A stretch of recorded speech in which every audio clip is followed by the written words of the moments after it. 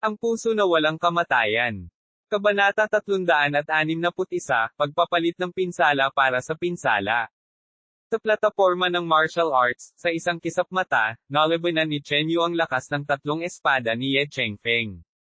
Sa ngayon, si Yuan Chen lang ang tanging taong nakayanan ang tatlong espada ni Ye Chengfeng. Siyempre, may isang punto kung saan hindi pa rin naabot ni Yuan Chen si Chen Yu. Hindi lamang natiis ni Chen Yu ang tatlong espada ni Ye Chengfeng, kundi 3 beses din niyang sinaktan si Ye Chengfeng, na nagdulot sa kanya sa isang lubhang kaawa-awang kalagayan at muntik nang magdulot ng isang kapwa-pahamak na pagkatalo. Hindi ka panipaniwala, ang isang cultivator sa ilalim ng Guiyuan Realm na tulad ni Chen Yu ay kayang tiisin ang kapangyarihan ng tatlong espada ni Ye Chengfeng at pilitin siyang maging ganito kagulo. Sana lang, darating na ang pang-apat na espada ni Ye Chengfeng, dapat tapos na ang labanang ito. Gayunpaman, ang katotohanan na kayang labanan ni Chen Yu si Ye Chengfeng sa ganitong antas ay nakakagulat at pambihira na. Sayang at napakabata pa niya, maaari niyang malampasan si Ye Chengfeng sa hinaharap. Ang mga atake ng espada ni Ye Chengfeng ay mas malakas kaysa sa mga nauna. Ang lakas ng pang-apat na espadang ito ay mangangailangan kahit na ang mahuhusay sa depensang si Yuan Chen sa Guiyuan Realm ay gamitin ang lahat ng kanyang lakas upang ipagtanggol. At si Chen Yu, walang duda, ay nakatakdang matalo. Hindi lamang ito naisip ng mga manunood, kundi naniwala rin dito si Ye Chengfeng, ang mga sulok ng kanyang bibig ay nagpapakita ng isang ngiti ng tagumpay. Ngunit ang sumunod na eksena ay naging sanhi ng panginginig ng puso ni Ye Chengfeng, at nawala ang ngiti sa kanyang mga labi. Ang mga nakapalibot na manunood, kabilang ang mga nakatataas mula sa 4 na pangunahing akademya, ay pawang nagulat at nawalan ng kulay. Akala nila noong una, kapag naharap na ni Chen Yu ang pang-apat na espada, tiyak na aaminin niya ang pagkatalo o, kahit papaano, ipagtatanggol siya ng buong lakas para maiwasan ang malubhang pinsala. Ngunit pinabulaanan ng mga ikinilos ni Chen Yu ang inaasahan ng lahat. Noon lang, umungol. Si Chen Yu, na nakaharap kay Ye Chengfeng, ay sumugod ng mabangis, ang malademonyong chi ay umiikot sa kanyang katawan, na pumupukaw ng isang malakas na itim na hangin. Matamang nakilala si Chen Yu kay Ye Chengfeng, ang kanyang mga mata ay nagpapakita ng isang nakakatakot na presensya ng demonyo na parabang isa siyang walang kapantay na masamang demonyo na mabilis na papalapit kay Ye Chengfeng. Sa katunayan, sa pagharap sa pang-apat na espada ni Ye Chengfeng, hindi inamin ni Chen Yu ang pagkatalo o ipinagtanggol man niya ng buong lakas, sa halip ay naglunsad siya ng isang harapang pagsalakay. Imposible, sa pagharap sa aking pang-apat na espada, siya talaga. Nanlaki ang mga mata ni Ye Chengfeng sa hindi makapaniwala habang ang papalapit na si Chen Yu ay pumuno ng panandaliang kawalan sa kanyang isipan. Sa sandaling ito, gumapang ang pagdududa sa puso ni Ye Chengfeng, nagsimula pa siyang magtaka kung matatalo ba ng kanyang espada si Chen Yu. Kung hindi, paano maaaring lumitaw ang sitwasyong ito? Inihampas ni Ye Chengfeng ang kanyang espada, at isang kumikinang na puting liwanag ng espada ang sumiklab, na ikinagulat ng buong paligid. Kasabay nito, lumapit si Chen Yu sa loob ng 20 talampakan mula kay Ye Chengfeng. Talo!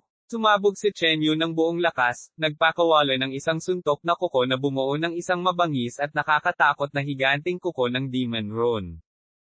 Gagawin niya ang lahat, isinasakripisyo ang sarili sa pag-atake, nagpapalitan ng pinsala para sa pinsala.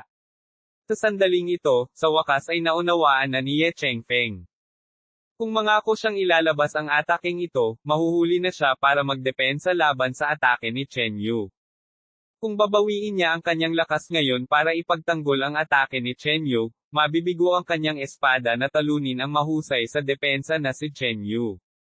Sa madaling salita, kung gusto niyang talunin si Chen Yu, kailangan niyang patuloy na isagawa ang ataking ito, ngunit sa oras na iyon, maaari na rin siyang matalo ni Chen Yu, na haantong sa tabla. Kung babawiin ko ang aking lakas ngayon, harangan ang suntok ni Chen Yu, at pagkatapos ay ihahanda ang ikalimang espada, tiyak na mamamatay si Chen Yu. Sa sandaling iyon, lumitaw sa isipan ni Ye Chengfeng ang mga ideya ng pag-atres. Ngunit sa sumunod na sandali, nahimasmasan siya, kung atres siya ngayon, magbabago ang direksyon ng kanyang sword daw at maliligaw. Chen Yu? Pag-usapan natin kung sino ang mananalo gamit ang strike na ito. Sigaw ni Ye Chengpeng, ang kanyang mga mata ay puno ng matibay na determinasyon. Pumajejek ng mahina si Chen Yu, ngayon lang niya nakita ang isang sandali ng pag-aalangan sa mukha ni Ye Chengpeng. Kung talagang pinili ni Ye Chengpeng na umatras at magtanggol, sa mga susunod na sandali, wala siyang magagawa kay Chen Yu. Ngunit sa huli, pinili ni Ye Chengpeng na magpatuloy, itinuloy ang pag-atake hanggang sa wakas. Habang pinapanood nila ang dalawang kababalaghan sa plataporma na isinasagawa ang kanilang mga ultimate techniques, ipinahihiwatig pa nga nila ang posibilidad ng mutual destruction. Ang mga hurado sa malapit, kabilang ang mga senior staff mula sa Skysword Academy at No Demon Academy, ay lalong na tense, at naisip pa nilang makialam. Ngunit ang malaking kompetisyon ng mga akademya ay may mga patakaran, hindi dapat makialam ang mga tagalabas, kung hindi ay mahaharap sila sa matinding parusa. Ang dalawang ito ay patungo sa isa't isa na pagkawasak. Nakakatakot talaga, pareho silang baliw. Sumabog ang mga tao sa hiyawan. Matapos ganap na maisigawan ni Ye Chengpeng ang kanyang atake, agad niyang ginamit ang isang sekretong pamamaraan, binago ang kanyang True Yuan tungo sa maraming malakristal na maliliit na espada na lumikha ng isang kalasag ng mga espada sa harap niya. Sa kabilang banda, pagkatapos gamitin ang Demon Annihilation Claw, agad ding ginamit ni Chen Yu ang defensive battle skill na Demon Scale Guard. Kumabog. Kumabog. Kumabog. Kumabog ng malakas ang kanyang puso at dahil sa pagpapahusay mula sa Dragon Scale Bloodline, ganap na na-activate ni Chen Yu ang kanyang Demon Rune Battle Technique. Sa isang kisap mata, nilamon ng liwanag ng espada at ng malademonyong chi ang mga figure ng dalawang mandirigma. Ano ang resulta? Pinigilan din ng mga nanunood na prodigy ang kanilang paghinga. Sa gitna ng pagsabog ng malademonyong chi, si Ye Chengpeng ay itinapon palabas, ang kanyang pinahahalagahang espada ay nahulog sa gilid. Lumipad siya palabas ng plataporma ng martial arts at bumagsak sa lupa na may bahid ng dugo sa kanyang dibdib, at nawalan ng malay. Sa kabilang banda, si Chen Yu ay tinamaan din ng liwanag ng espada, nabasag ang kanyang protective battle technique, at lumitaw ang isang bitek sa kanyang baluti sa dibdib. Ang mga bahaging hindi natatakpan ng baluti ay may kalahating pulgadang lalim na sugat sa espada, ang kanyang depensa sa Dragon Scale ay unang nasira, at umagos ang dugo. Gayunpaman, nagawa ni Chen Yu na huminto sa gilid ng plataporma ng martial arts. Nanalo ako. Sa sandaling iyon, nagpakita si Chen Yu ng isang bahagyang ngiti. Mapanganib ang huling pakikipag-usap niya kay Ye Chengpeng, ngunit ayon din ito sa inaasahan ni Chen Yu.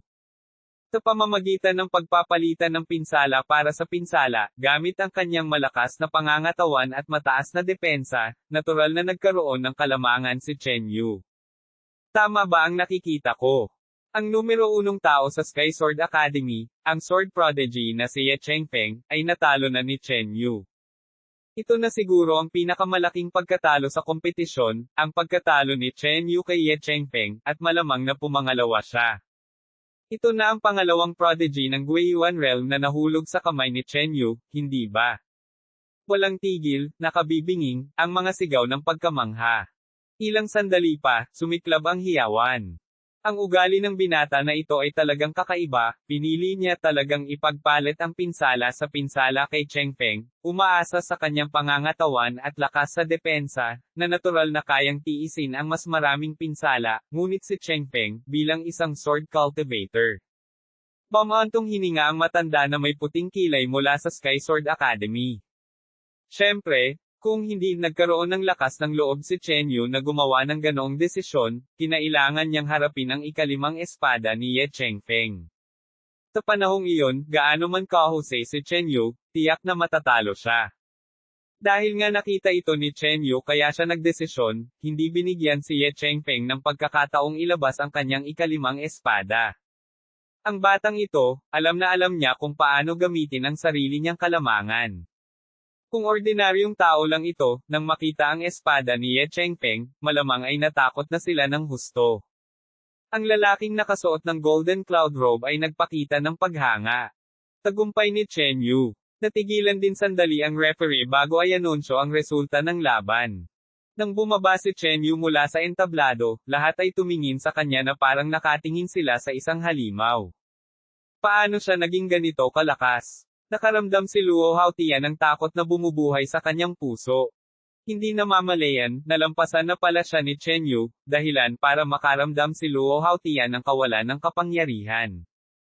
Tumawa rin ng malakas si Yuan Chen, hindi inaasahan na matatalo ng kanyang nakababatang kapatid si Ye Chengfeng, bilang kanyang nakatatandang kapatid, nalampasan na siya.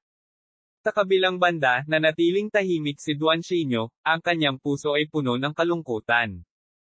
Ang binata na ito, natalo niya talaga si Ye Chengfeng. Ang maliwanag na mga mata ni Yun Haizin ay nakatuon kay Chen Yu. Sa kanyang paningin, sa torneong ito, ang tanging maaaring magdulot ng banta sa kanya ay si Ye Chengfeng o marahil si Yuan Chen. Ngunit sa hindi inaasahang pagkakataon, si Ye Chengfeng ay natalo ng ibang tao bukod sa kanya. Kawili-wili. Nagpakita si Yun Haizin ng kaunting ngiti, ang kanyang katawan ay nagpapakita ng isang hindi nakikitang aura ng awtoridad na kumalat sa lahat ng direksyon, na ikinagulat ng ilan sa mga taong malapit. Pagkatapos ng laban, umalis si Chen Yu sa entablado at bumalik sa kanyang upuan. Sa sandaling ito, medyo nanghihina na siya. Sa kanyang pakikipaglaban kay Ye Chengfeng, ang kanyang puso ay patuloy na kumakarga at sumasabog sa enerhiya. Kapatid na lalaki, ang mga sugat na dulot ni True Yuan ay napakahirap gamutin. Narito ang isang spring transformation pill, na kayang magpagaling sa mga pinsalang dulot ni True Yuan. Lumapit si Yuan Chen, at uminom ng elixir. Salamat, nakatatandang kapatid. Tinanggap ito ni Chen Yu nang walang pag-aalinlangan. Sa katunayan, ramdam niya ang paghilom ng mga sugat sa kanyang katawan. Para maitago ito, ininom ni Chen Yu ang elixir na ibinigay ni Yuan Chen. Sa kabilang panig, si Ye Chengfeng ay dinala ng mga elder ng Sky Sword Academy at binigyan ng sagradong gamot na nakapagpapagaling, at mabilis na gumaling mula sa kanyang mga pinsala. Kung hindi makapagpapatuloy si Ye Chengfeng sa pakikipaglaban, malamang na mahuhuli ang kanyang ranggo sa kompetisyong ito. Gayunpaman, hindi nagtagal at nagising si Ye Chengfeng, at tiningnan ng malalim si Chen Yu. Sa susunod, ako na ang mananalo. Mahinang sabi ni Ye Chengfeng bago tumalikod at nag-concentrate sa paggamot ng kanyang mga sugat. Sa kabilang banda, naglilinang si Chen Yu at hindi niya napansin ang mga pangyayaring ito. Sa huling labanang iyon, nakamit ni Chen Yu ang napakaraming kaalaman. Nililinang din niya ang Demon Rune Chi at sinasanay ang secret technique na ibinigay ng Red Flame King upang paikliin ang kanyang True Yuan. Nagpatuloy ang mga laban. Ang ikatlong laban, ang Tang Mo laban kay Yin Chengjuang. Nagpatuloy ang kompetisyon. Sina Tang Mo at Yin Chengjuang, parehong mula sa Yunyang Academy, ay pumangalawa at pumangatlo ayon sa pagkakabanggit, ang kanilang labanan ay lubos ding kahanga-hanga. Gayunpaman, marami sa mga kalahok ay iniisip pa rin ang nakaraang labanan. Sa Mariosep, paano naging ganito kalakas ang batang ito, na itinatago ang kanyang lakas, kahit si Ye Chengfeng ay natalo. Naguguluhan si Duan Xinyo sa loob-loob niya. Kung makakaharap niya ulit si Chen Yu, hindi talaga siya sigurado kung matatalo niya ito. Kung matatalo niya si Ye Chengfeng, hindi ba't ibig sabihin noon ay may pagkakataon siyang makuha ang pangalawang pwesto sa kompetisyong ito? Labis na nagulat si Zhou Yuning sa naisip. Siyempre, pangalawang pwesto lang ang pagkakataon ni Chen Yu na makipagkompetensya, hindi pa rin tiyak ang tiyak na resulta.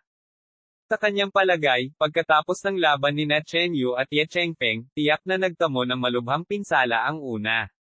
Kung makakaharap ni Chen Yu ang isang mabigat na kalaban sa susunod na round, maaari pa siyang matalo. Halimbawa, si Ye Chengfeng, kung makakaharap niya si Duan Xinyo sa susunod na round, tila maliit ang tsansa niyang manalo. Mabilis natapos ang ikatlong laban, at bahagyang mas mahusay si Tang Mo. Lumipas ang panahon, at pagkatapos ng yugtong ito, si Chen Yu ay naging abala sa kanyang paglilinang, hindi binibigyang pansin ang mga panlabas na bagay. Hindi nagtagal, nagsimula na ang ika-4 na round ng kompetisyon. Chen Yu laban kay Zhou Yuning. Bahagyang iminulat ni Chen Yu ang kanyang mga mata. Inaamin ko. Agad na ipinahayag ni Zhou Yuning. Sa Sky Sword Academy, kahit ang paghawak ng isa sa mga espada ni Ye Chengfeng ay mahirap para sa kanya. Kahit na nasugatan si Chen Yu sa ngayon, wala pa rin siyang laban dito. Nang makitang sumuko na ang kanyang kalaban, ipinagpatuloy ni Chen Yu ang kanyang cultivation. Ngayon, mayroon na siyang dalawang natitirang kalaban, ang kanyang nakatatandang kapatid na si Yuan Chen at si Yun Haizin, ang nangungunang kalaban ng Yunyang Academy. Sa pamamagitan lamang ng pagkatalo sa dalawang ito niya makakalaban ang unang pwesto. Ngunit ang lakas ni Yun Haizin ay hindi maisip, hindi pa niya naipapakita ang kanyang buong kapangyarihan, hindi kumpiyansa si Chen Yu na magtatagumpay laban sa kanya. Mabilis na natapos ang ika-4 na round. Sa ika-5 round, muling pumayag ang kalaban ni Chen Yu. Hanggang sa ika-7 ikot, si Duan Xinyu laban kay Yun Haizin.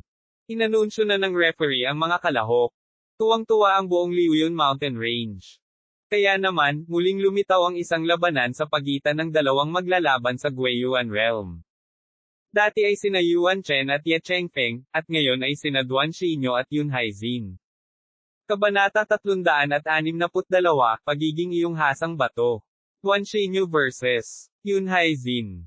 Sa sandaling inanunsyo ang mga kalaban, ang mga manunood sa buong Liuyun Mountain Range ay nabuhayan ng loob. Isang labanan sa pagitan ng mga nangungunang manlalaro sa 4 na malalaking akademya. Si Yun Haizin, bilang nangunguna sa Celestial Ranking, maliit ang tsansa ni Duan Xinyu, pero dapat niyang mapilit si Yun Haizin na ipakita ang tunay niyang kakayahan. Gusto ko talagang malaman kung gaano nakalakas si Yun Haizin. Para sa labanang ito, hinulaan ng karamihan na walang dod ang matatalo si Duan Xinyu. Pero sa ngayon, natatalo na ni Yun Haizin ang mga kalaban sa isang galaw lang, at walang nakakaalam kung gaano kalawak ang kanyang tunay na lakas. Maaaring may matutuklasan sila sa labanang ito. Sa wakas, hindi na natin kailangang magpatuloy ng ganito. Biglang tumayo si Yun Haizin at lumipad papunta sa plataporma ng tunggalian. Habang ang mga kamay ay nasa likod, ang kanyang mahabang buhok at gininto ang damit ay lumulutang ng walang hangin, ang kanyang mga kilay ay naglalabas ng isang hindi nakikitang presyon. Nakatayo pa lamang doon sa plataporma ng tunggalian, napaigtad niya ang ilang mga manunood at napigilan ang kanilang hininga. Pumasok din si Duan Xinyu sa plataporma ng tunggalian. Sa malaking paligsahan ng akademya, ang kalaban na pinakaayaw niyang makaharap ay si Yun Haizin, ngunit nakasalubong na niya ito. Alam niyang wala siyang laban kay Yun Haizin, pero bilang nangungunang estudyante ng Sky Star Academy, hindi niya basta-basta kayang aminin ang pagkatalo. Nakatayo sa tapat ni Yun Haizin at nakatitig sa kanya, biglang nakaramdam si Duan Xinyu ng matinding pressure na bumaba, na labis siyang hindi komportable.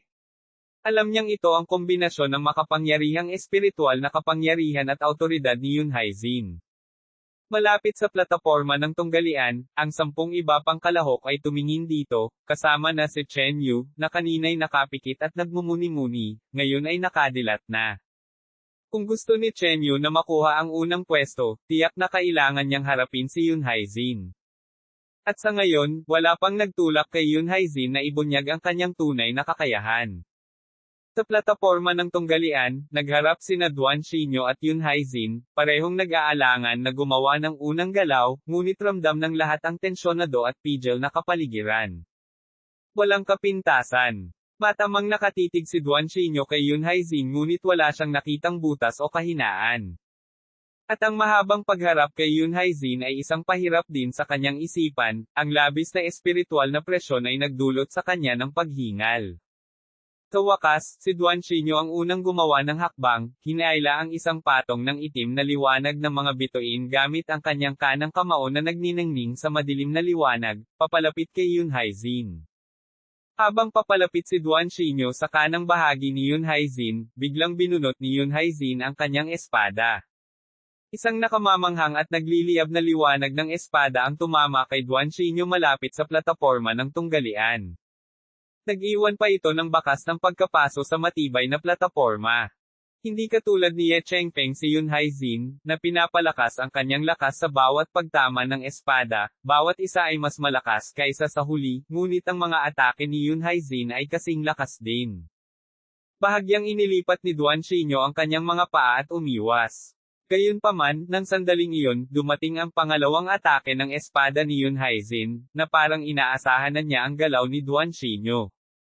Dahil hindi makaiwas, marahas na itinaas ni Duan Xinyo ang kanyang mga kamao, at nagpakawala ng isang madilim na bituing liwanag.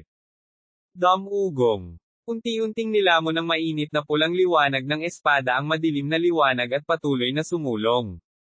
Nagmamadaling umatras si Duan Xinyo upang makatakas sa lugar ng pagsabog. Bago pa man lumapag, isa na namang espada ang iwinaksi ni Yun Haizin sa kanya, na corner si Duan Xinyo. Sa labas ng plataporma ng tunggalian, natigilan ang 10 iba pang kakumpetensya. Mula simula hanggang katapusan, si Yun Haizin ay nakatayo sa kanyang pwesto, hindi gumagalaw, ngunit pinilit niya si Duan Xinyo na depensahan ang sarili, umiwas at humakbang. Sino ang mag-aakala na ang lakas ni Yun Haizin ay umabot na sa ganitong antas? Kahit si Tang Mo, ang pangalawang ranggo ng Yunyang Academy, ay labis na nagulat. Napakalakas, halos walang kapintasan sa lahat ng aspeto, hindi pa kasama ang anumang kahinaan. Pinanood ni Chen Yu si Yun Haizin sa plataporma, na mula simula hanggang katapusan ay hindi gumalaw kahit 1 pulgada, ngunit tila kontrolado niya ang buong laban, ginagampanan si Duan Xinyo na parang isang puppet. Bagamat malakas si Ye Chengpeng, malinaw ang kanyang kahinaan, ang tagal ng pag-iipon pagkatapos ng bawat pagtama ng espada. Pero si Yun Haizin ay nagbigay ng impresyon na hindi siya matitinag, kontrolado ang pangkalahatang sitwasyon. Napanood din ng mga nakatatandang miyembro ng 4 na akademya ang labanan sa plataporma. Natukoy na ang resulta ng labanang ito, umaasa lang ako na may matututunan ang Nyumun mula sa karanasang ito. Kalmadong sabi ng Vice-Chancellor ng Skystar Academy. Sa plataporma ng tunggalian, tumutulo ang pawis sa noo ni Duan Xinyo. Napagtanto niya na mula simula hanggang katapusan, ang inisyatibo ay nasa mga kamay ni Yun Haizin. Nanatiling nakatayo si Yun Haizin, hindi makagalaw, habang si Duan Xinyo ay hindi makalapit sa kanya ng 30 talampakan, nahaharap sa kanyang malalakas na atake, anumang maliit na sakuna ay maaaring humantong sa kanyang pagkatalo. Pakiramdam niya ay para siyang biktimang nahuli sa isang bitag, walang humpay na nagpupumiglas ngunit walang saysay, naghihintay lamang sa pagdating ng mga ngaso at angkinan ang kanyang buhay. Kailangan kong guluhin ang ritmo niya. Naisip ni Duan Xinyo sa sarili. Kagulo ng pagbagsak ng mga bituin. Sumiklab ang truyuan ni Duan Xinyo, at sa paligid ng kanyang katawan, kumikinang ang itim na liwanag, na bumubuo ng isang siksik na bilog ng itim na liwanag.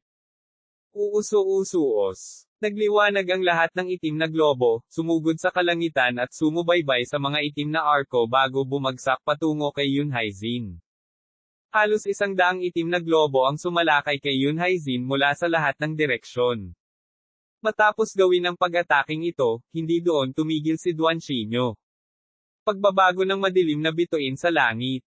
Ugong. Sa paligid ng kanyang katawan, isang patong ng madilim at mahinang liwanag ng mga bituin ang lumitaw, na bumubuo ng isang malawak at pabilog na globo na may diametrong 30 talampakan, na naglalabas ng isang mapangpigil at nakakatakot na aura. Paghampas ng apoy sa araw. Hindi nagbago ang ekspresyon ni Yun Haizin, itinaas ang kanyang gininto ang espada na may ukit na dragon, at paulit-ulit itong iniwasiwas. Isang serye ng mabangis at nagliliyab na mga ilaw ng espada ang bumuo ng isang bilog, at kumalat. Bang bang bang. Habang nahuhulog ang lahat ng itim na globo, pinatay ang mga ito ng mga ilaw ng espada. Bukod dito, marami sa mga ilaw ng espada na ito ang pumutok, inatake si Duan Xinyo. Sa isang sumasabog na estado, si Duan Xinyo, na may mas mabilis at mas malakas na bilis, ay umiwas o sumugod, na siyang sumaire sa mga atake ni Yun Haizin. Mabuti, nakalapit na ako.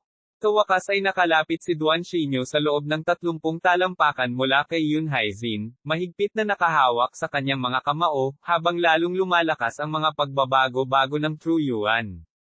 Madilim na kamao ng bituin. Mahinahong sigaw ni Duan Xinyo, sabay suntok. Agad na naglaho ang itim na liwanag sa paligid ng kanyang katawan, at ang lahat ng lakas ay dumaloy sa isang suntok na iyon. Ang suntok na ito ay halos ang pinakamalakas na suntok ni Duan Xinyo. Isang madilim na bilog ng liwanag ang dumaikit, at ang paligid ay tila baluktot. Ito na ba ang pinakamalakas mong atake? Kung gayon, maaari na itong matapos ngayon. Nanatiling halos hindi nagbago ang ekspresyon ni Yun Haizin. Biglang naging matingkad na pula ang paligid, kasabay ng paglitaw ng mga gininto ang apoy. Ang kanyang espada ay sumabog din sa nakasisilaw na gininto ang liwanag at naglabas ng puwersang higop, na hinihila ang lahat ng nakapalibot na apoy patungo rito. Pagwasak ng apoy ng dragon. Kasabay ng pag-angat ng kanyang espada, isang sinag ng gininto ang liwanag at apoy ang sumabog, kasabay ng pagtaas ng apoy at malabong bumubuo ng multo ng isang dragong apoy. Ang lakas ng suntok na ito ay nagpakaba at nagpagulat sa lahat ng nakarating sa finals. Maging si Ye Chengfeng ay huminto sa paghanga sa espada ni Yun Haizin. Sumugod ang liwanag ng espadang nagliliyab, bumangga sa mga itim na bituin, at ilang sandali lang, nahati ang mga itim na bituin sa dalawa. Swoosh! Ang liwanag ng espadang nagliliyab ay patuloy na sumulong, patungo kay Duan Xinyo. Nanlaki ang mga mata ni Duan Xinyo, at agad niyang ginamit ang kanyang True Yuan, ikinakaway ang kanyang mga braso upang bumuo ng isang madilim na panangga. Tumama ang liwanag ng espada, dahilan para manginig ang mga braso ni Duan Xinyo, nabasag ang panangga sa liwanag sa harap niya nang mapatalsik siya palabas ng entablado ng kompetisyon. Yun Haizin ang nanalo. Pagkatapos ng laban, nakatayo pa rin si Yun Haizin sa parehong pwesto, hindi gumalaw kahit isang pulgada mula simula hanggang katapusan. Maraming estudyante ang natulala sa kanilang mga pwesto, at nanigas ang kanilang mga ekspresyon. Bilang mga kapantay sa Guiyuan Realm, kamangha-mangha kung gaano kadaling talunin ni Yun Haizin si Duan Xinyo, at tila hindi man lang niya ginamit ang kanyang buong lakas, kaya naman hindi niya ito maarap. Tinatawag din silang mga henyo sa kanilang pang-araw-araw na buhay, ngunit kung ikukumpara kay Yun Haizin, para lamang silang mga alitap-tap sa maliwanag na buwan. Davy Chuling laban kay Zhou Yuning. Nagpatuloy ang laban. Ikapitong round na ngayon, at lampas na sa kalagitnaan ang kompetisyon. Marami na ang nag-iisip tungkol sa resulta ng mga laban. Walang duda na si Yun Haizin ang nasa unang pwesto, ngunit sina Duan Xinyo at Yuan Chen ay hindi pa naglalaban, kaya mahirap sabihin kung sino ang mas malakas. Kung tungkol naman kay Ye Chengfeng, na nasugatan, wala na siyang pinakamataas na kapangyarihan sa pakikipaglaban. Mahirap hulaan ang ranggo sa tatlong ito. Kumusta naman si Chen Yu? May nagtanong. Kung walang mangyayaring hindi inaasahan, maaaring talunin pa ni Chen Yu sina Duan Xinyo at Yuan Chen para makuha ang pangalawang pwesto sa torneo. Hindi ako sigurado. Hindi ninyo alam kung gaano kalakas ang espada ni Ye Chengfeng. Tinamaan ng malakas si Chen Yu mula sa pang-apat na suntok ni Ye Chengfeng, malamang na malubhang nasugatan siya at malamang ay hindi siya kayang tapatan ni na Yuan Chen at Duan Xinyo. Uwit, ikawalong ikot, Yuan Chen laban kay Chen Yu. Sa wakas, oras na para kina Chen Yu at Yuan Chen ng No Demon Academy, at narinig kong pareho silang kapwa-disipulo. Iniisip ko kung mas malakas ba ang nakatatandang kapatid, o kung mas malakas ba ang nakababata kaysa sa nakatatandang kapatid. Ang vice-presidente ng No Demon Academy na si Yilan Tian ay nagpakita rin ng bahagyang paggalaw sa kanyang ekspresyon. Hindi niya inaasahan na sa pagpapahintulot kay Chen Yu na sumali sa paligsahang ito, makikita niya ang kanyang dalawang disipulo na maglalaban-laban. Nakatatanda kong kapatid, maglaban tayo. Nakangiting sabi ni Chen Yu. Mula nang maging disipulo siya ni Yilan Tian, palaging maayos ang pakikitungo ni Yuan Chen kay Chen Yu. Bagamat ayaw ni Chen Yu na labanan si Yuan Chen, hindi ito maiiwasan sa isang kompetisyon. Kapatid, huwag mong maliitin ang nakatatandang kapatid mo. Kung magdadahan-dahan ka lang, walang pagsisising aagawin ko ang ranggo mo. Nakangiting sabi rin ni Yuan Chen. Pagbalik sa akademya, habang nasa kasunduan sila para sa 20 hakbang, napansin ni Yuan Chen na pinipigilan ni Chen Yu ang ilan sa kanyang lakas, at mayroon pa ring mga nakatagong reserba. Ngayon, habang nakatayo ang dalawa sa arena, tila ba ipagpapatuloy nila ang hindi natapos na hamon noong nakaraan. Tumango si Chen Yu. Boom! Biglang sumabog si Chen Yu, pinaandar ang kanyang secret pattern demon body, at sumugod pasulong. Ang kanyang kamay sa giant ruler sword, na gumagalaw ang mga demonyong disenyo, ay marahas na iwinawagayway. Sige na! Sigaw ni Yuan Chen, sabay putok ng nagyayelong anino ng mga palma. Pagkatapos ng suntok, mabilis na lumapit ang dalawa, ang kanilang mga palad at espada ay nagkukross, walang tigil ang tunog ng mga pagsabog. Kapatid, target mo ba ang unang pwesto? Tanong ni Yuan Chen habang nag-uusap. Oo. Nag-atubili sandali si Chen Yu bago sumagot. Natural lang na gusto niyang makuha ang unang pwesto, pero hindi siya masyadong kumpiyansa na harapin si Yun Haizin. Bagamat direkta silang nag-uusap, masyadong matindi ang bagyo ng labanan, kaya mahirap mahuli ang kanilang mga figure, natural lang, walang nakarinig sa kanilang pag-uusap. Kung ganoon, tutulungan ka ni Kuya. Huminga ng malalim si Yuan Chen, saka ngumiti. Gulat na gulat ang ekspresyon ni Chen Yu. Nakarating ka na sa isang hangganan, hindi ba? Hayaan mong ako ang maging hasaan mo at tulungan kang malampasan ito. Nakipag-usap si Yuan Chen sa pamamagitan ng telepatiya. Ano? Nagulat si Chen Yu sa biglaang sinabi ni Yuan Chen. Pero ilang sandali pa, nanatiling kalmado ang ekspresyon ng mukha niya, nagpapakita ng determinadong tingin. Sige. Tumanggo si Chen Yu. Naunawaan niyang mabuti ang karakter at pagkatao ng kanyang nakatatandang kapatid. Natalo si Yuan Chen kay Ye Chengpeng, at gaano man siya kagaling sa laban ngayon, pangalawang pwesto lang ang makukuha niya. Pero hindi pa natatalo si Chen Yu kahit isang laban, ibig sabihin, bukod kay Chen Yu, wala nang ibang kalahok ang may pagkakataong makalaban si Yun Haizin. Kung magtatagumpay si Chen Yu, hindi lamang ito magiging karangalan niya kundi isa ring parangal para sa No Demon Academy. Bilang nakatatandang kapatid ni Chen Yu, matutuwa rin si Yuan Chen. Bumuhos. Bumuhos. Bumuhos. Tumigil na si Chen Yu sa paggamit ng anumang ibang pamamaraan at umasa na lamang sa puwersa ng kanyang secret pattern demon body at sa kapangyarihan ng demonic chi, at mabangis na umaatake. Sa entablado ng kompetisyon, ang napakalaking demonic chi at malamig na hamog ay sumiklab at nagsanib puwersa. Kumislap ng maliwanag ang mga mata ni Chen Yu. Patuloy niyang iniwas-iwas ang giant ruler sword, pinapataas ang bangis ng kanyang mga pag-atake, at patuloy na tumataas ang kanyang fighting spirit. Ang kanyang espiritu ay pumailan lang, at ang true chi ay mabilis na dumaloy sa loob ng kanyang katawan, unti-unting kinukuha ang kanyang panloob na potensyal. Ang kanilang mabangis na labanan ay nagpatuloy ng matagal, na ikinagulat ng mga manunood sa malapit, na nag-akala na sina Chen Yu at Yuan Chen ay mayroong malalim na alitan. Anong ginagawa ni na Yuan Chen at Chen Yu? Naiintindihan ko. Mula sa malayong tuktok, kumurap ang mga mata ni Ilantian dahil sa pagkalito bago lumitaw ang isang nakahingang maluwag na ngiti. Kabanata 363, Walang Kapantay. Sa plataporma ng sparring, ang labanan sa pagitan ni Chen Yu at Yuan Chen ay hindi pangkaraniwang mabangis at mabangis. Walang humpay na umaatake ang magkabilang panig, at lalong lumalala ang kanilang kabangisan, na para bang mayroon silang malalim na sama ng loob sa isa't isa. Tila kahit sa mga magkakapatid, kapag nahaharap sa mga isyu ng mga benepisyo at karangalan, brutal silang maglalaban-laban ng walang awa. Hindi ko lang alam kung sino sa magkapatid na ito ang may lakas ng loob na durugan ang isa pa sa huli. Maraming manunood ang nanood na parang nanunood ng isang kapanapanabot na drama.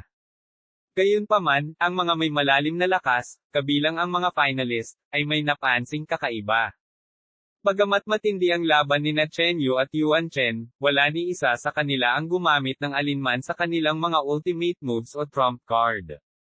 May ilang pagkakataon kung saan inilantad ng kalaban ang isang maliit na depekto na, kung sasamantalahin gamit ang isang ultimate move, ay maaaring agad na magbigay ng kalamangan sa umaatake. Ngunit ang mga ganitong pagkakataon ay hindi kailanman naganap, na walang alinlangang nagpatunay na wala sa kanila ang gustong talunin ang isa't isa, tiyak na mayroon silang ibang layunin.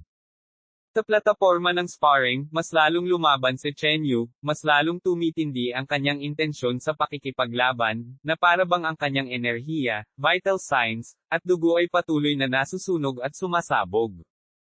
Naabot na ng sukdulan ang cultivation ni Chen Yu, ngunit hindi ganoon kadaling makamit ang isang tagumpay, kailangan ito ng isang catalysta. Sa sandaling ito, kusang loob na naging hasaan ni Chen Yu si Yuan Chen, hinahasa at tinulungan siya. Bukod dito, sa kanilang matinding paghaharap, ang Secret Pattern Demon Body ni Chen Yu ay patuloy na dumaranas ng mga pagsubok at patuloy na bumubuti. Kumabog. Kumabog. Mabilis ang tibok ng puso ni Chen Yu, isang masiglang sigla ang sumabog, dumaloy sa kanyang buong katawan at nagtatagpo sa kanyang katawan ng demonyo, na may ilan din na umaabot sa True Chi Mass sa kanyang dagat ng Chi. Sa sandaling ito, lubos na tumaas ang momentum ni Chen Yu, ang kanyang True Chi ay naging mas pino, parang isang bulkang handang sumabog anumang oras, na nagdulot ng pressure kay Yuan Chen. Tinutulungan ni Yuan Chen si Chen Yu na makalusot. Sandaling nagliwanag ang mga mata ni Ye Chengfeng. Hindi ko inaasahan na may ganoon silang plano. Sa puntong ito, halos lahat ng iba pang 10 finalist ay naunawaan na ang lahat. Hindi nila maiwasang humanga kay Yuan Chen sa paggawa ng ganoong desisyon, na kusang loob na naging hasaan para kay Chen Yu. Hehe, mukhang ako talaga ang tunay nilang target bilang magkapatid. Ang kalmadong mukha ni Yun Haizin ay nagpakita ng isang nakaka-relax na ngiti. Bigla, sa plataporma ng sparring, biglang tumindi ang True Chi, presensya, at presyon ni Chen Yu. Sa loob ng dagat Chi, ang masa ng True Chi ay lumawak ng kaunti, at ang enerhiya ng mga demonyong pattern ay naging mas kondensado. Tagumpay. Nagliwanag sa tuwa ang mukha ni Chen Yu. Ngayon, sa wakas ay narating na niya ang tuktok ng Middle Innate. Kailangan pa ba nating ituloy? Tanong ni Yuan Chen ang nakangiti. Sige na, kasabay ng pagbuti ng aking cultivation, may posibilidad din na mapahusay ko ang aking cultivation technique, tapat na sagot ni Chen Yu. Nang marating ang tuktok ng Middle Innate, ang demonic pattern energy ni Chen Yu ay lalong umusad, na nangangahulugang ang Heavenly Demon Secret Pattern Record ay maaari ring mapahusay. Bukod pa rito, pinagsama ng teknik na ito ang mga landas ng malademonyo at body cultivation, at ang talento ni Chen Yu sa body refinement ay walang kapantay. Mabuti. Pagsang-ayon ni Yuan Chen, at nagpatuloy ang dalawa sa kanilang pag-aaway. Sa ngayon, maliban na lang kung may isang taong tanga, halos naiintindihan na ng lahat ang ginagawa ni na Chen Yu at Yuan Chen. Ito ba, ang iniisip nilang dahilan ng academy competition? Pag-i-sparing at pagtutulungan. Nakakabagot talaga ang ganoong labanan. Noong una, inakala ng lahat na ito ay isang nakamamatay na away sa pagitan ng magkapatid, ngunit ito ay naging isang palakaibigang palitan ng salita. Matagal-tagal na ang labanan, at ang dalawa ay naglaban lamang ng matapang nang hindi nagpapakita ng anumang intensyon na saktan ang isa't isa. Para sa mga manunood, ang ganitong uri ng labanan ay talagang nakakabagot. Gayunpaman, walang malinaw na tuntunin ang academy competition laban dito. Hanggang sa umabot ng kalahating oras ang laban.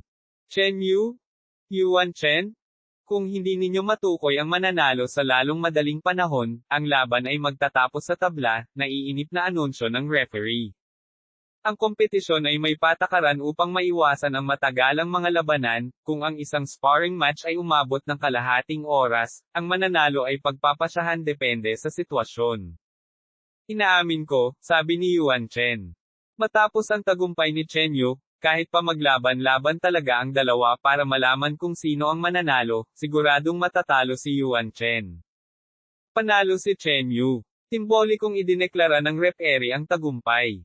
Pagkatapos bumaba mula sa plataporma, agad na kinain ni Chen Yu ang ilang mahahalagang materyales sa pagpapagaling at paglilinang at nagsimulang magnilay-nilay ng nakapikit. Una, kailangan niyang pagtibayin ang kanyang bagong antas sa innate peak. Pangalawa, dahil sa pagbuti ng cultivation at patuloy na paglakas ng kanyang pangangatawan, ang kanyang Heavenly Demon Secret Pattern Record ay may potensyal na umunlad pa. Vice Dinyi, mukhang balak makipagkompetensya para sa unang pwesto ang bago mong disipulo, sabi ng isang matandang lalaki mula sa Sky Sword Academy na nakangiti. Mula sa nakaraang pag-uusap ni na Chen Yu at Yuan Chen at sa kasalukuyang cultivation ni Chen Yu, natural lang na nahinuhan niya ang puntong ito.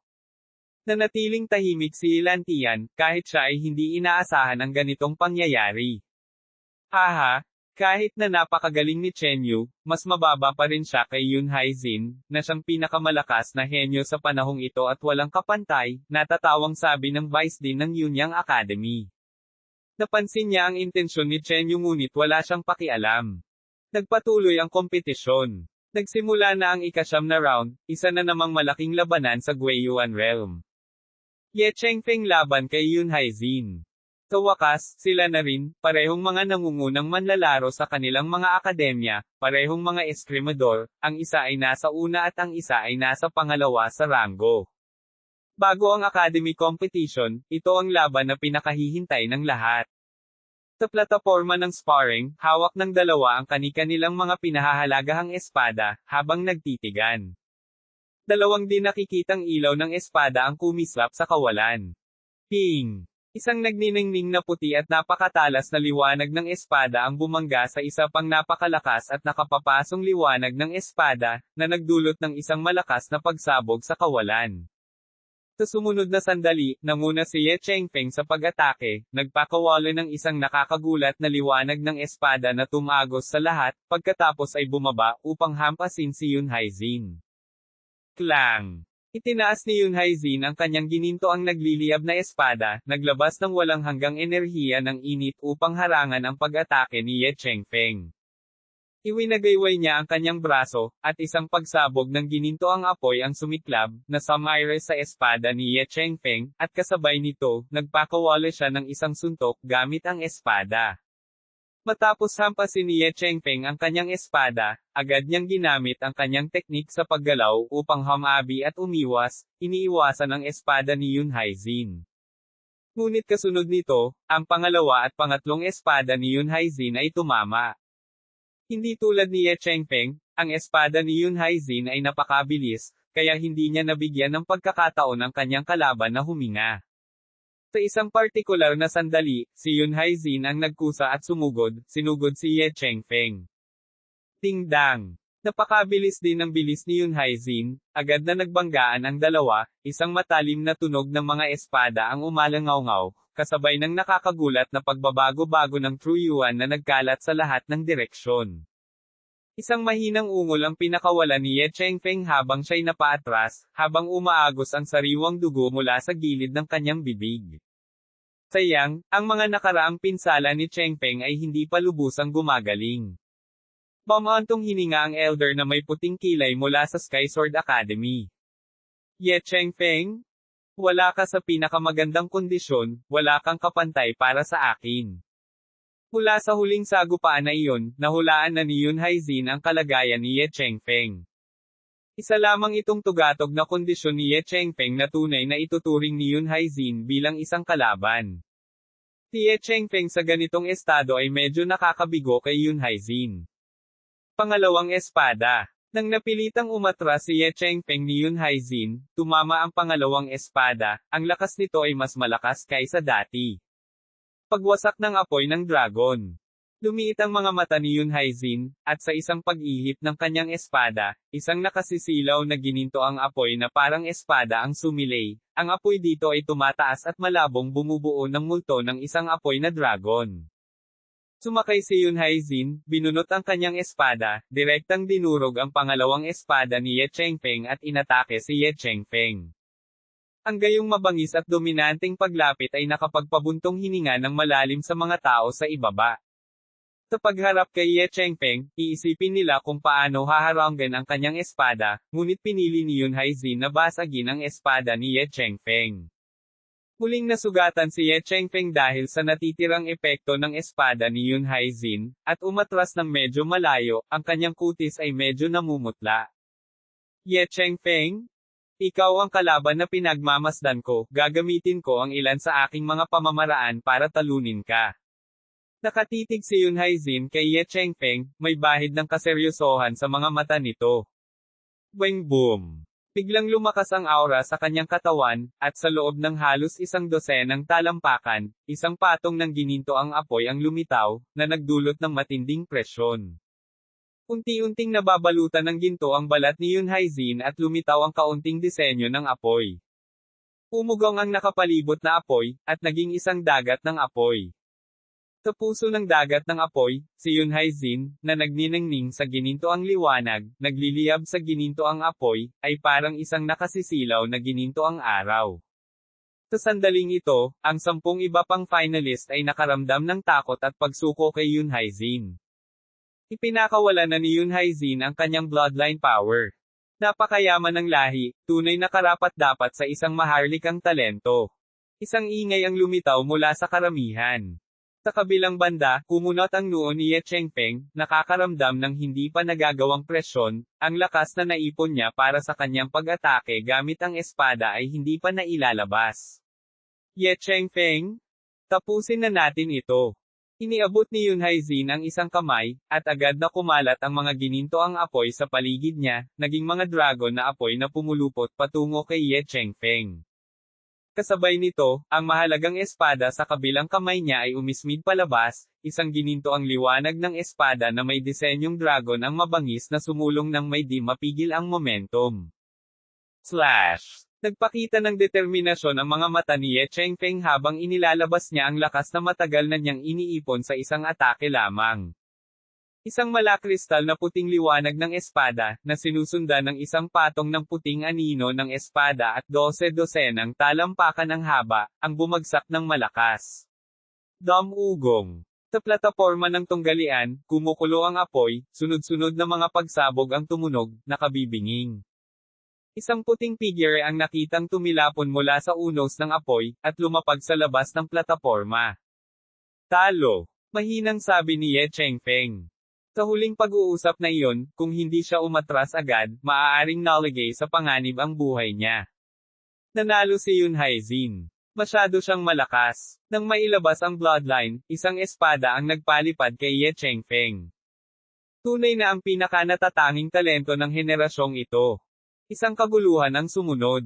Ang huling sagupaan sa pagitan ng dalawa ay nagpagalaw ng bahagya sa ilan sa mga manunood ng Guiyuan Realm, ikinalulungkot ang kanilang kababaan. Yoon Hae-jin ang nanalo. Nagpatuloy ang kompetisyon.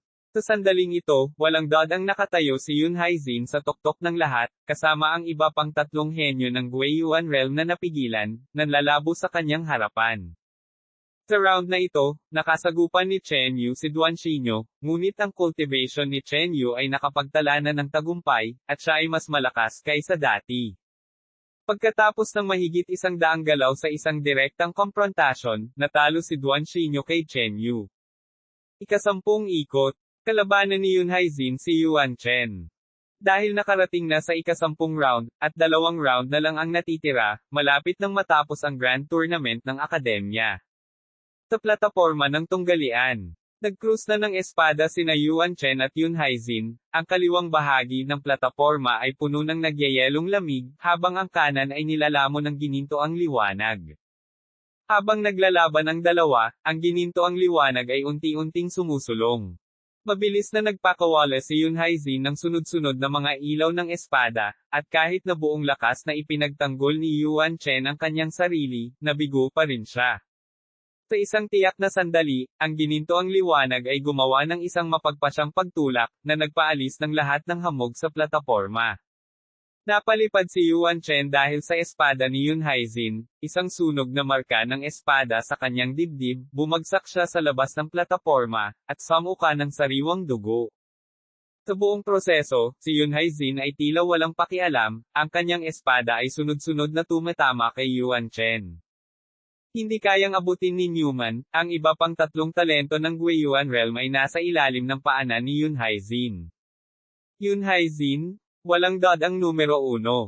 Sa puntong ito, sa ibaba ng entablado, ang katawan ni Chen Yu ay kumikinang sa itim na malademonyo na liwanag, ang kanyang ibabaw ay nababalutan ng sinaunang may disenyong malademonyo na enerhiya na pumapaitaas. Sa sandaling ito, si Chen Yu, tulad ng isang sinaunang demonyong nagising, ang kanyang mga mata ay naglalabas ng isang nakakatakot na liwanag na parang demonyo, ay nagtanim ng takot sa puso ng mga manunood, na hindi sinasadyang naging dahilan upang sila ay umatras sa takot. Kabanata 364, Chen Yu vs Yoon Hae-jin. Ngayon lang, ang Heavenly Demon Secret Pattern Record ni Chen Yu ay nakamit ang bahagyang pagkumpleto ng ikatlong layer, na lubos na nagpapalakas sa kanyang True Chi at Secret Pattern Demon Body. Gayunpaman, sa sandaling iminulat niya ang kanyang mga mata, nakita niya si senior brother Yuan Chen na natalo ni Yun Haizin, natamba sa labas ng plataporma ng sparring, at dumura ng isang bibig na puno ng dugo. Senior brother. Agad na lumapit si Chen Yu. Ayos lang ako. Ikinumpas ni Yuan Chen ang kanyang kamay. Likas siyang mahusay sa depensa, kaya hindi malala ang kanyang mga pinsala. Chen Yu, kinukultibo mo ang isa sa nangungunang 10 natatanging sinaunang kasanayan, ang Heavenly Demon Secret Pattern Record, tama ba? Ngayon lang, tila bumuti ang iyong pamamaraan sa paglilinang. Umaasa ako na sa darating na laban, mabibigyan mo ako ng kaunting kasiyahan. Tumingin si Yun Haizin kay Chen Yu, ang kanyang mga labi ay kumukunot at may bahid ng ngiti. Medyo nadismaya siya sa laban niya kay Ye Chengfeng, dahil wala sa magandang forma si Ye Chengfeng. Ngunit natalo na ni Chen Yu si Ye Chengfeng dati, at hinayaan pa niya si Yuan Chen na kusang magsilbing hasaan niya upang tumulong sa kanyang tagumpay. Sa sandaling ito, nalampasan na ni Chen Yu sina Duan Xinyu, Yuan Chen, at Ye Chengfeng, kaya maaari na nga siyang magbigay ng kaunting libangan para kay Yun Haizin. Sa oras na ito, hindi nakakaiba para kay Yun Haizin na sabihin ang mga ganoong salita, gaya ng nakikita ng lahat. Natalo ni Chen Yu ang mga kalaban tulad ni Ye Chengfeng at Duan Xinyu gamit ang sarili niyang lakas at umunlad sa tulong ng senior brother Yuan Chen. Ngayon, taglay na ni Chen Yu ang lakas para hamanin si Yun Haizin. Hindi ko akalain na si Chen Yu, isang estudyanteng unang beses na lumahok sa paligsahan ng akademya, ay makakarating sa ganitong antas. Sa ngayon, sina Chen Yu at Yun Haizin na lang ang hindi natatalo. Hindi inaasahan, si Chen Yu ang makakalaban ni Yun Haizin para sa unang pwesto. Sa sandaling ito, maraming tao ang nakaramdam ng kawalan ng katotohanan. Dati, sa kanilang paningin, si Chen Yu ay isa lamang ordinaryong estudyante, ngunit habang nagsisimula ang torneo, si Chen Yu ay umangat na parang isang maitim na kabayo, sumusulong ng walang humpay, at kalaunan ay umabot sa punto kung saan kayanan niyang hamanin si Yun Haizin. Gayunpaman, imposibleng talunin ni Chen Yu si Yun Haizin. Lahat ng nakasaksi sa pag-angat ni Chen Yu ay kumbinsido na ang pag-angat ni Chen Yu ay magtatapos sa pagharap kay Yun Haizin. Nagpatuloy ang torneo. Matapos ang pag-unlad ng kanyang cultivation technique, itinuon ni Chen Yu ang kanyang pansin sa Blood Crystal Flame. Mahigit 30% na ng apoy na ito ang napinaw niya dati at ngayon, dahil sa pag-usbong ng kanyang mga kapangyarihan, mas lalo pa niyang mapinaw ito. Sinasabing si Yun Haizin ay nagtataglay din ng True Fire Spirit Flame, ngunit sa ngayon, wala pang pumipilit sa kanya na gamitin ito. Kaya naman, upang talunin si Yun Haizin, ang kapangyarihan ng Blood Crystal Flame ay mahalaga. Sa tulong ng Flame Spirit, kasama ang makapangyarihang espiritual na kapangyarihan ni Chen Yu, ang pagpipino ng Spirit Flame ay umunlad ng maayos. Sa tabi ng kanyang Chi-Si, ang kulay dugong apoy ay lalong lumaki ng lumaki. Lumipas ang panahon, at sa isang tiyak na sandali, Chen Yu laban kay Luo Haotian. Inanunsyo na ng referee ang susunod na laban. Chen Yu. Nanginig ang mga mata ni Luo Haotian, at may bahid ng takot na bumalot sa kanyang puso. Bago ang torneo, punong-puno siya ng kumpiyansa, kung makakaharap niya si Chen Yu, tiyak na matatalo niya ito. Gayunpaman, habang nagaganap ang torneo, wala siyang magawa kundi panoorin ang pag-angat ng kapangyarihan ni Chen Yu at malampasan siya, na naging isang nilalang na kayang makipagkompetensya sa mga kahangahangang nilalang ng Guiyuan Realm. Ang pagkakaiba noon at ngayon ay isang malaking dagok para sa kanya. Alam ni Luo Haotian na walang pagkakataong manalo laban kay Chen Yu. Pero paano niya agad matatanggap ang pagkatalo sa harap ni Chen Yu? Determinadong humakbang si Luo Haotian papunta sa plataporma ng sparring. Senior Brother Luo, sana ay nasa maayos kang kalagayan. Gumisi si Chen Yu. Alam niya na noong labanan ng mga freshmen at sa kanyang pakikipagsapalaran sa Red Earth Secret Realm, nakialam si Luo Haotian, na may balak na saktan si Chen Yu. Pero ngayon, hindi na kayang maapektuhan ni Luo Haotian si Chen Yu sa anumang paraan. Malungkot ang ekspresyon ni Luo Haotian, at kahit hindi sumasagot, ginamit niya ang kanyang True Chi, inihahanda ang kanyang mga depensa. Tutal, walang saysay ang pag-atake niya dahil hindi naman ito masasaktan si Chen Yu kahit kaunti. Ang pagpili na ipagtanggol ang sarili ay maaaring makatulong sa kanya na makayanan ang ilang galaw mula kay Chen Yu, para hindi masyadong mawalan ng puri. Boom! Isang malupit na demonyong kapangyarihan ang biglang sumabog mula sa katawan ni Chen Yu.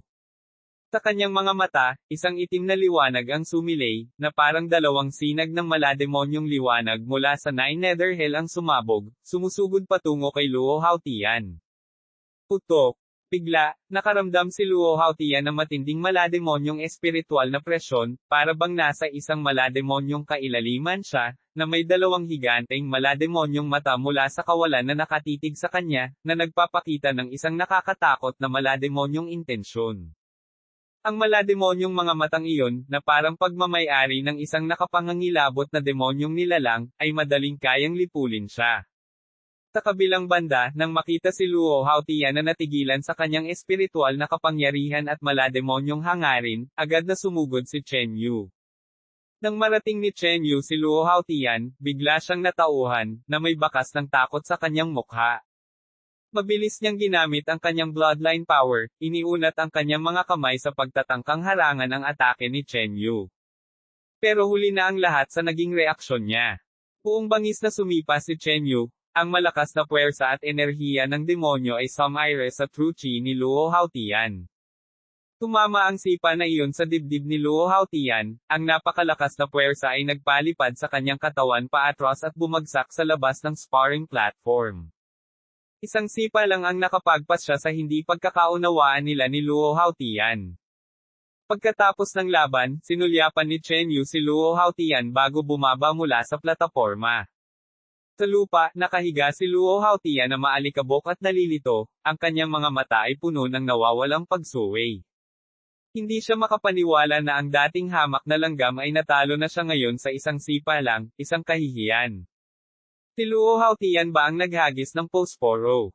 Kahit na si Chen Yu ay may lakas na maihahambing sa mga henyo ng Guiyuan Realm, ang basta pagsipa at pagtalo kay Luo Haotian ay tila masyadong mahina. Sandaling pinag-usapan ito ng mga tao, hindi masyadong pinansin si Luo Haotian. Ngayon, inaabangan ng lahat ang pakikipaglaban ni Chen Yu kay Yun Haizin. Tutal, ang tatlo pang dakilang prodigy ng Guiyuan Realm ay natapakan na ni Yun Haizin. Kahit walang pumabor kay Chen Yu, sabik silang makita kung gaano katagal siya makakalaban ni Yun Haizin. Pagkatapos ng laban, bumalik si Chen Yu sa kanyang upuan at tahimik na pinagpatuloy ang pagpino ng Blood Crystal Flame. Lumipas ang panahon, at pagkatapos ng ika-10 round, tinanggap ng torneo ang pang-11. Hindi nagkamali ang mga inaasahan ng mga manunood, dahil ang unang laban sa ika-11 round ay laban ni Yun Haizin at Chen Yu. Mabuti, sa wakas ay nakarating na tayo sa labanang ito. Pagkatapos ng laban na ito, si Yun Haizin ay tunay na karapat-dapat na maging numero 1. Nako, isa ring prodigy si Chen Yu, sayang lang at napakabata pa niya at nakatagpo na niya si Yun Haizin. Bagamat hindi niya mapapanalo ang torneo sa pagkakataong ito, maaari pa rin siyang maghintay para sa susunod. Hindi mabilang na tao sa paligid ang nagbubuntong hininga at nag-uusap. Kuya, sige lang. Nakangiting sabi ni Yuan Chen. Bagamat wala siyang gaanong inaasahan, sapat na ang ipinakitang galing ni Chen Yu. Hindi mahalaga kung manalo o matalo siya. Sige. Tumango si Chen Yu. Ang nakatatandang kapatid na si Yuan Chen ay handang maging batong panghasa ni Chen Yu upang mapahusay ang lakas ni Chen Yu. Sa labanang ito, gagawin ni Chen Yu ang lahat para sa kanya. Chen Yu? Halika.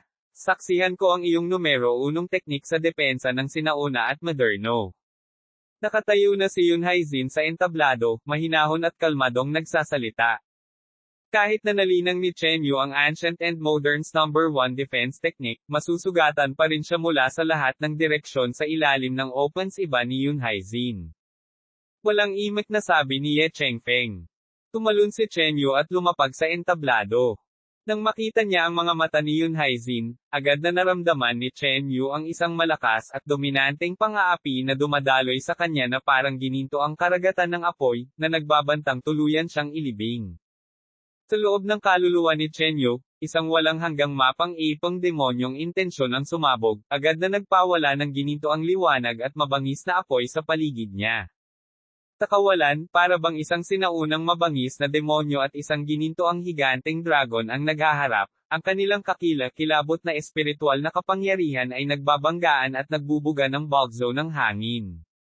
Hindi naman masama, ang determinasyon mo ay kayang-kaya talagang kapantay ng akin.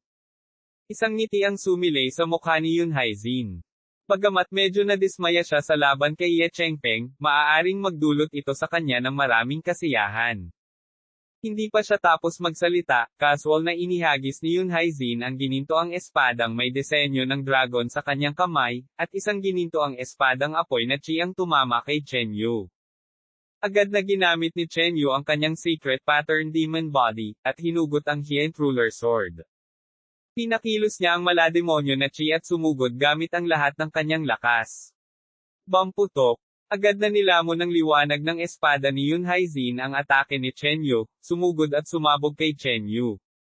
Ang laki pala ng agwat. Pamantong hininga ang isang manunood. Gayunpaman, mula sa sumasabog na gininto ang apoy, biglang sumulpot ang isang madilim na anino, diretso kay Yun Haizin. Hindi ba siya nasaktan kahit kaunti? Bahagyang nanliit ang mga mata ni Yun Haizin. Muli, iwinasiwas niya ang kanyang gintong espada, at napakaraming sinag ng gininto ang apoy na chi sword light ang lumabas, lahat ay tumama kay Chen Yu. Ang atake ni Yun Haizin ay napakabilis, at ang bawat atake ay napakalakas at walang kapintasang tumpak. Dahil nga rito kaya siya nanatiling hindi gumagalaw sa kanyang kinatatayuan, kinokontrol ang sitwasyon, at pinaglalaruan ang kanyang kaaway hanggang sa mamatay. Sigaw ni Chen Yu, habang lumalaki ang lakas ng kanyang puso, at kumakalat ang malademonyo na chi sa kanyang katawan. Matapos makapasok sa ikatlong patong ng Heavenly Demon Secret Pattern Record, mas lalo pang tumaas ang depensa ni Chen Yu, kahit ngayon, habang nakaharap sa pang-apat na espada mula kay Ye Chengpeng, ligtas itong naharangan ni Chen Yu. Putok, putok, putok, putok. Ang Hien Ruler Sword ay umindayog, sinasalubong ang bawat gininto ang flame light slash. Bagamat ang atake ni Chen Yu ay hindi maihahambing sa kay Yun Haizin at hindi niya kayang sirain ang kanyang atake. Ang espadang chi na pinahina ng Hien Ruler Sword, na bumagsak sa Secret Pattern Demon Body, ni Chen Yu, ay agad na naglaho, hindi na nakapagdulot ng anumang tunay na pinsala. Tunay ngang ang numero 1 teknik sa depensa ng sinauna at moderno. Isang maliwanag na liwanag ang kumislap sa mga mata ni Yun Haizin. Sumiklab ang True Yuan sa loob niya, at ang espasyo sa paligid ay nagpakita ng mga patong-patong ng gininto ang apoy na chi. Pagwasak ng apoy ng dragon. Tumalim ang tingin ni Yun Haizin, isang nakasisilaw na gininto ang liwanag ng nagliliyab na espadang chi ang lumabas, na may mga apoy na pumapailan lang sa paligid nito, na bahagyang bumubuo ng multo ng isang gininto ang dragon na apoy. Pagharap kay Chen Yu, agad niyang ginamit ang kanyang nakamamatay na galaw. Ngunit kasabay nito, pinasigla rin ni Chen Yu ang malademonyo na disenyo sa kanyang kanang braso, at marahas na pinakawalan ang isang demonic annihilation claw. Sa pagkakataong ito, pinili pa rin ni Chen Yu na palitan ng pinsala ang pinsala. Pagkatapos isagawa ang ataking ito, agad niyang pinasigla ang pangalawang demonyong padron. Isang patong ng demonic scale light chi ang lumabas, mabilis na bumuo ng isang panangga sa demonic scale sa ibabaw ng kanyang katawan. Palitan ng sugat. Minaliit mo ako. Tumawa si Yun Haizin. Matapos maglaslas gamit ang kanyang espada, biglang lumabas ang isa pa niyang kamay, tinamaan ang isang gininto ang fiery flame light fist, na tumama sa demonic annihilation claw ni Chen Yu. Gayunpaman, sa kabilang banda, gumawa rin si Chen Yu ng isang nakakagulat na desisyon. Nakuha ni Chen Yu ang itim na bali na pakpak, agad na dumobble ang kanyang bilis, at sa ilalim ng buong depensa, diretso niyang sinugod ang atake ni Yun Haizin. Para sa mga tagalabas, mukhang lubos itong pagpapakamatay. Alam na natalo si Duan Xinyu sa galaw ni Yun Haizin, ngunit ngayon, padalos-dalos na itong sinoong ni Chen Yu. Kahit alam nilang nagpapalitan din ng sugat si Chen Yu, paano kung mapatay siya agad? Paano siya makakapagpalitan noon? Dugtong linya ng kalusugan ng dragon. Sumabog si Chen Yu na may taglay na sinaunang kapangyarihan ng bloodline, isang translucent na kulay dugong disenyo ng kaliskis ang lumitaw sa kanyang mga braso. Bamputok. Sumabog ang ginintoang apoy, na bumubuo ng isang nagliliyab na bagyo na humampas sa lahat ng direksyon. Bigla, isang figure ang sumulpot mula sa loob ng apoy, na walang iba kundi si Chen Yu. Sa sandaling ito, mayroon siyang bakas ng sunog sa kanyang dibdib, hindi maikakailang ang espada ni Yun Haizin ay napakalakas. Demonyong kuko ng paglipol. Ang braso ni Chen Yu, na nababalutan ng malademonyo na disenyong chi at mga translucent na kulay dugong kaliskis, ay mabangis na nagunat ng isang kuko. Sa isang sinauna at sinaunang malademonyo na kamay, isang patong ng nakakatakot na kulay dugong kaliskis ang lumitaw, na umuungol. At sa pagkakataong ito, ginamit ni Chen Yu ang kapangyarihan ng half-step true essence. Ito ay isang puwersang hindi pa nagagamit ni Chen Yu. Kapag nagamit na ang half-step true essence, tataas ng ilang antas ang atake ni Chen Yu. Sa sandaling lumipad palabas ang malademonyo na kuko, tumigas ang tingin ni Yun Haizin, naging seryoso at nakapokus, mabilis niyang inilabas ang kanyang espada. Pinunit ng malakas at kakaibang malademonyong kuko ang ginintoang apoy na espadang chi, umungal patungo kay Yun Haizin. Kabanata 365. Nakakagulat na paghaharap. Gulat na gulat ang panunood ng napakaraming manunood habang si Chen Yu, na parang gamo-gamo na hinahabol ng apoy, ay sumugod patungo sa nakasisilaw na liwanag ng apoy ni Yun Haizin. Baliw ang batang ito, walang takot sa kamatayan. Sa tingin ko ay hinahanap niya ang kamatayan. Sa lakas ni Yun Haizin, ang isang buong pagsabog ay kayang pumatay kay Chen Yu sa isang iglap. Gayunpaman, sa sumunod na sandali, ang pagbabago sa plataporma ng martial arts ay ikinagulat nilang lahat. Bang! Tunog! Biglang nagpakawala si Chen Yu ng isang atake ng kuko na Samaire sa mabilis na nalipad na liwanag ng espada mula kay Yun Haizin. Napakalakas naman ng atake. Ulalas ni Yun Haizin sa gulat. Ang mga atake ni Chen Yu ay palaging mas mahina kaysa kay Yun Haizin. Dati, umaasa siya sa kanyang kahangahangang pangangatawan bilang depensa upang kumapit sa kanya. Bukod pa rito, dahil alam niyang nililinang ni Chen Yu ang numero 1 depensibong cultivation technique, ang Heavenly Demon Secret Pattern Record, hindi sineryoso ni Yun Haizin ang mga atake ni Chen Yu. Pero ngayon, ang ataking biglang pinakawalan ni Chen Yu ay nakakagulat na napakalakas. Sa pag-ataking iyon, nakaramdam pa si Yun Haizin ng isang malakas na half-step true essence. Likas na gitnang yugto na may half-step true essence. Paano iyon naging posible? Hindi pa ito naririnig. Kaya naman, nabigla si Yun Haizin. Nakakapangilabot at nakakapaso.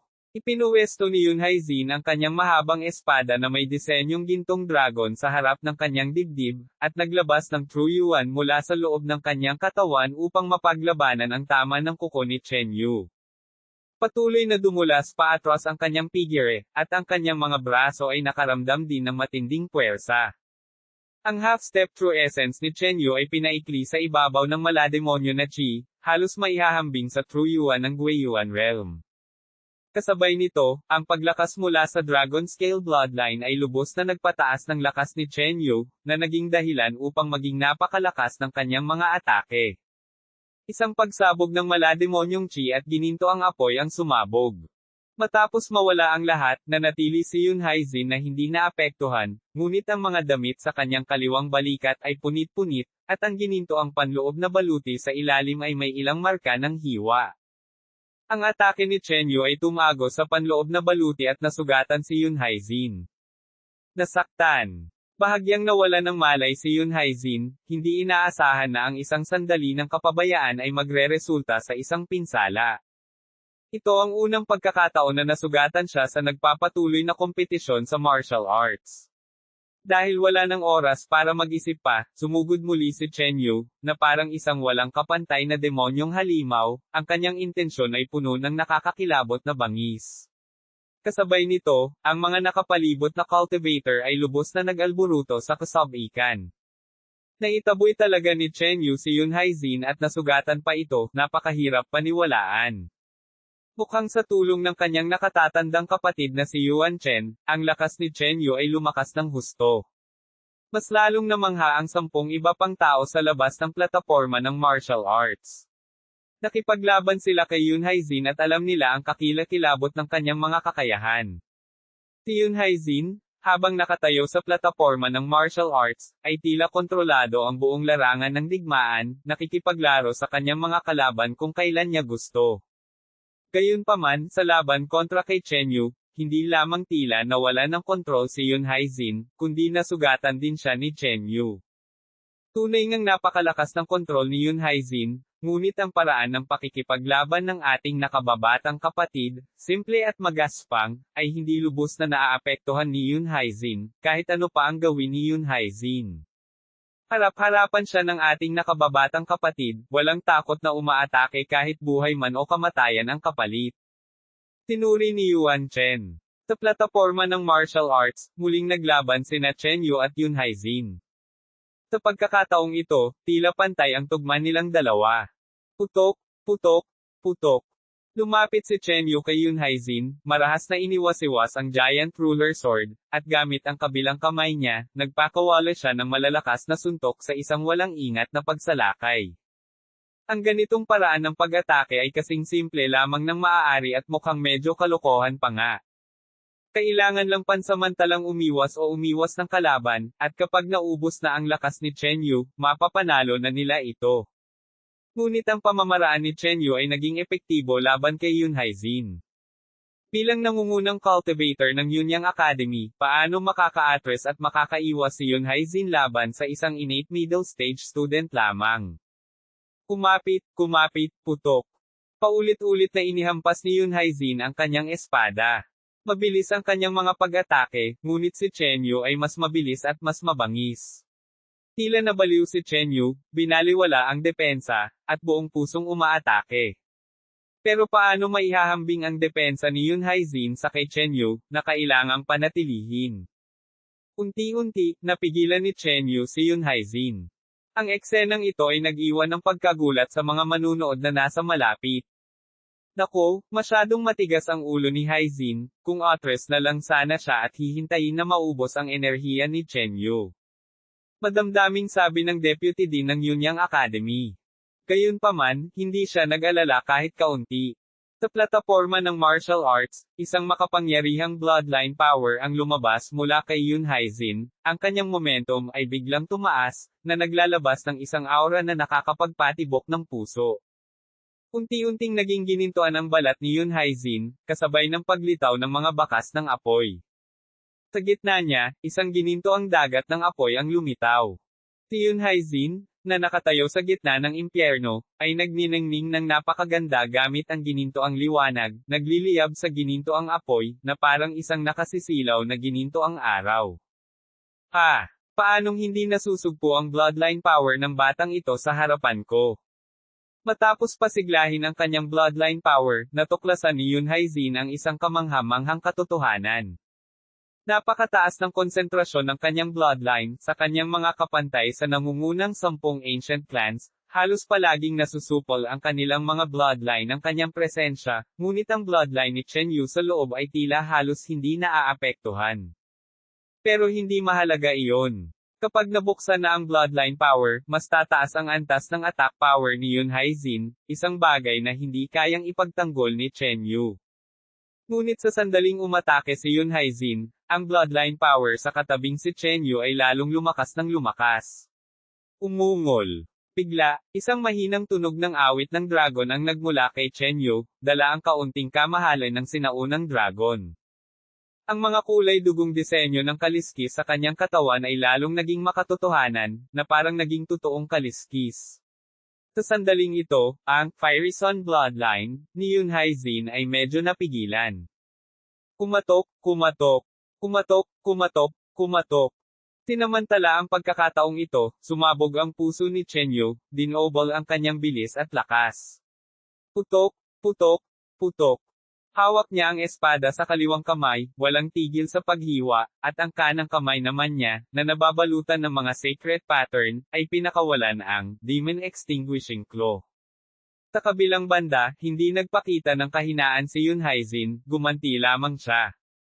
Gayunpaman, tiniis ni Chen Yu ang mga atake ng kalaban gamit ang depensa ng Sacred Pattern Demon Body at Dragon Scale Bloodline, at walang ingat na umaatake ng walang pag-aalala.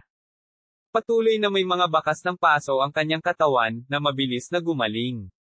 Sa kabaligtaran, si Yun Haizin ay muling pinilit ni Chen Yu.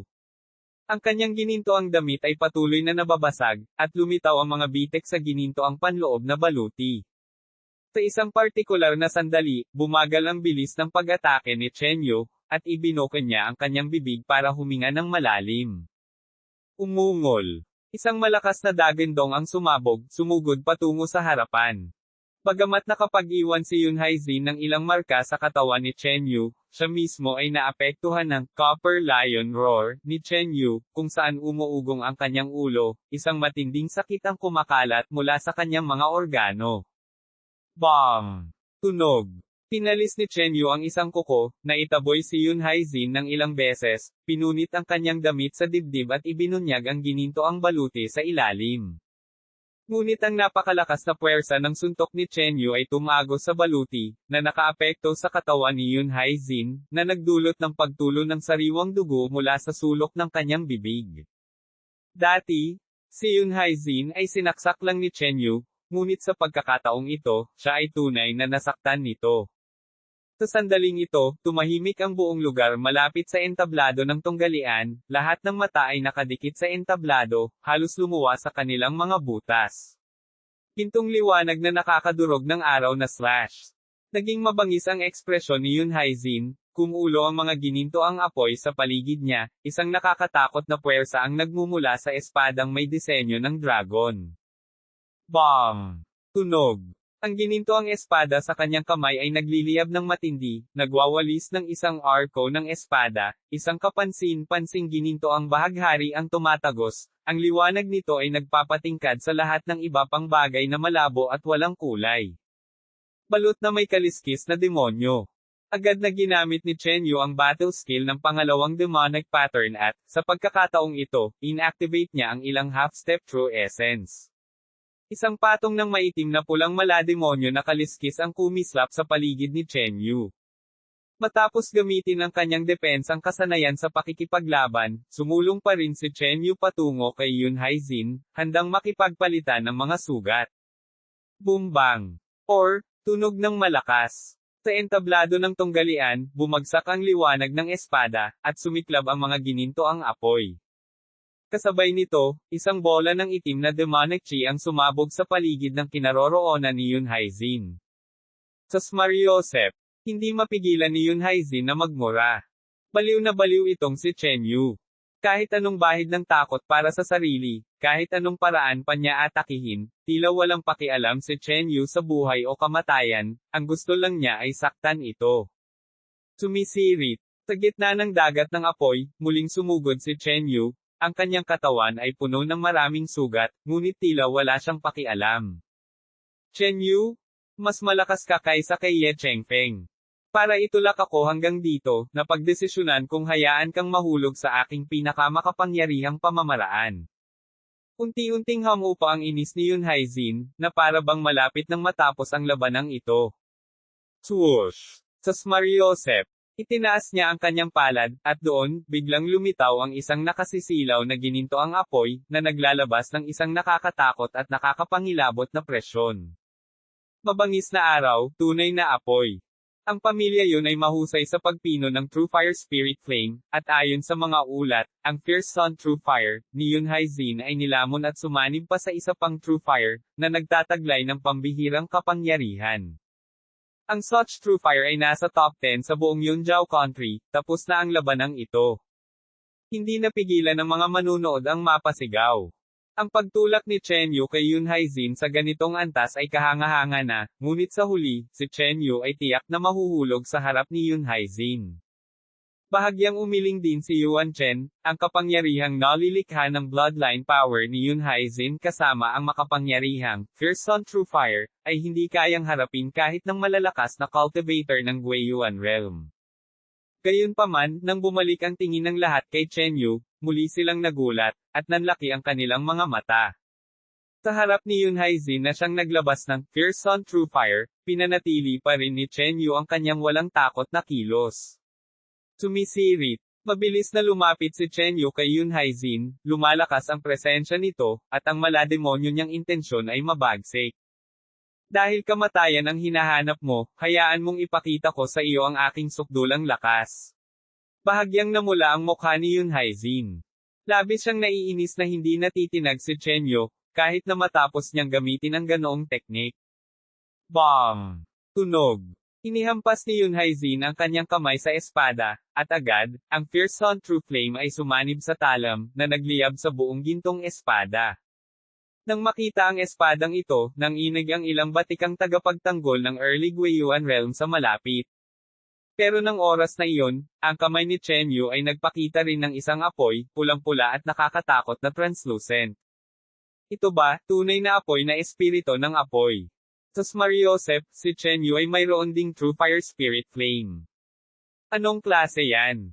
Isa iyan sa mga Blood Dao Sacred Flames, ang Innate Spiritual Flame, Blood Crystal Flame.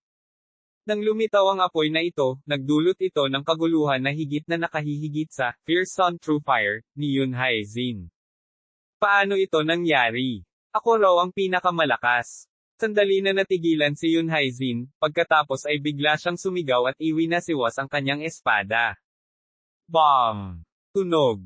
Isang kislap ng gininto ang liwanag, at isang gininto ang haligi na may disenyong dragon, na may dalang nakasisilaw na gininto ang apoy, ang tumama, na siyang nagwawasak sa lahat ng nasa daanan nito. Kuko ng demonyo na pagkalipol. Kumalat ang malademonyong disenyo sa kanang braso ni Chen Yu, at bumulwak ang half-step True Essence. Kumabog, kumabog, kumabog, kumabog, kumabog.